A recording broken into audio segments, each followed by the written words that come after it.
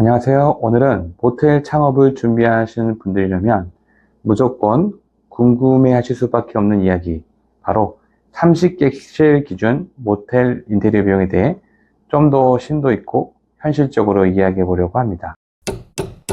실제로 상담을 하다 보면 이런 질문들이 거의 첫 번째로 주시거든요. 비용이 얼마나 들까요? 얼마를 생각해야 될까요? 업체마다 서로 금액이 다 차이가 큰데 뭐가 맞는 거죠? 이런 고민을 가지고 계신 분들이 정말 많습니다. 그래서 오늘은 비용이 왜 그렇게 서로 달라지는지, 그리고 어떤 기준으로 판단을 해야 하는지, 실제로 어떻게 작업을 도와드리는 데까지 모두 제가 풀어서 편하게 이야기 한번 해볼게요. 가장 많이 듣는 말은 바로 이겁니다. 어디 물어봐도 말이 다 달라서 너무 헷갈려요. 이게 정말 공감이 되는 게, 도면이나 기초 정보가 없는 상태에서 대부분 다 견적만 받아요. 업체마다 본인이 상상하는 수준이 다 제각기예요.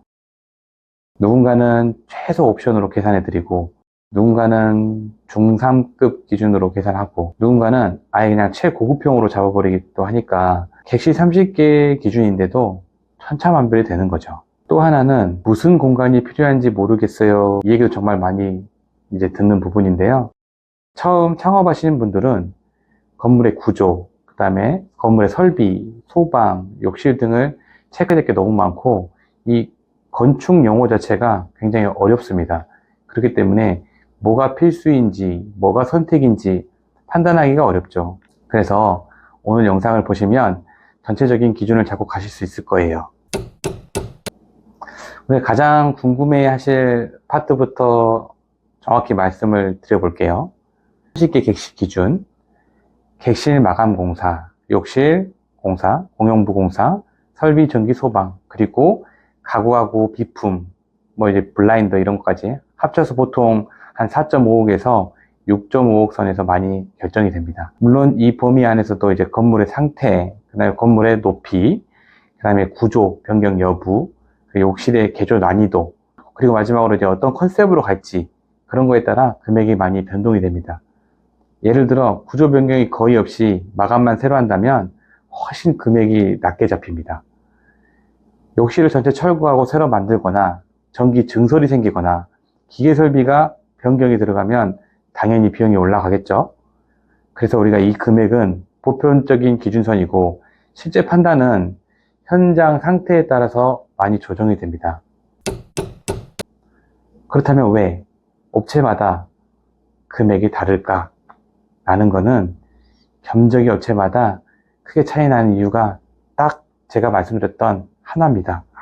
어떤 기준으로 설계하느냐의 차이입니다. 도면하고 스펙이 없이, 스펙이라는 것은 어떤 걸 쓸지에 대한 내용이거든요. 자재의 내역이라든가 시공법에 대한 방법이라든가, 그런 것이 없이 견적만 먼저 받으면 업체마다 본인이 가정한 수준에 다 달라요. 그래서 누구는 4억이고 누구는 7억이고 누구는 9억까지도 말씀을 드리는 거예요. 특히 설계 없이 바로 공사 견적부터 받으면 중간에 추가 비용이 계속 나와요. 처음 예산보다 작게는 1억, 많게는 2, 3억 초과되는 경우가 굉장히 많습니다. 그래서 첫 번째, 설계가 먼저고 스펙이 확정이 된 후에는 견적을 받아야 됩니다. 이런 문제를 해결하기 위해서 몇 가지 방법이 있는데, 첫 번째는 3D 시안을 먼저 받아보는 거예요. 저는 항상 상담을 드릴 때 항상 3D 시안 작업부터 진행합니다. 왜냐하면 2단계에서 객실의 구조, 가구 배치, 욕실 구성, 조명 자재 톤, 실제로 공사가 완료된 모습과 거의 비슷한 수준까지 미리 확인할 수 있기 때문이에요. 이걸 먼저 확정해 두면 막상 공사 시작했는데 다시 바꾸고 싶은 부분이 훨씬 줄어들고 불필요한 공사가 줄어듭니다. 결과적으로 시간과 비용을 절감 효과가 아주 큽니다. 그리고 두 번째, 다양한 상업 공간의 경험, 그리고 행정법규의 이해입니다. 숙박업뿐만 아니라 호스텔, 호텔, 병원, 식당, 학원 등 상업 공간을 여러 분야에서 진행하다 보니까 행정 절차나 법적 기준을 자연스럽게 파악하게 됐습니다. 특히 숙박업은 우리 소방, 용도 변경, 환기, 배수, 전기 등 체크해야 할 포인트가 너무 많아요. 이걸 잘못 잡으면 허가 과정에서 문제가 생겨요. 그래서 공사 오픈도 못하고 오픈 일정이 뒤로 밀릴 수도 있습니다. 그래서 저는 단순하게 예쁜 공간이 아니라 허가, 시공, 운영까지 이어지는 실질적 설계 기준을 진행해야 한다고 생각합니다. 그렇게 만들어야 되고요. 그 세 번째는 소통 중심입니다. 이제 허가 내는 과정부터 해서 공사가 끝나는 과정까지 굉장히 업체가 빠른 피드백이 필요하고 매출 중심의 설계가 돼야 됩니다. 작업을 진행할 때는 고객님이 궁금한 건 바로바로 답변을 드려야 되고 수정이 필요하면 그날 바로 반영하려고 노력을 해야 됩니다. 숙박업은 결국 동선과 디자인이 매출에 직결됩니다. 침대 배치 하나, 조명의 밝기 하나, 그런 거 하나들만 잘 잡아도 객실당 체류 시간이 달라지고 청소 동선까지 동시에 좋아지기 때문에 전반적인 운영 효율이 크게 올라갑니다. 네 번째, 내구성과 친환경 기준의 자재 선택입니다. 모텔은 사용량이 워낙 많아서 마감재가 조금만 약해도 금방 손상이 생겨요.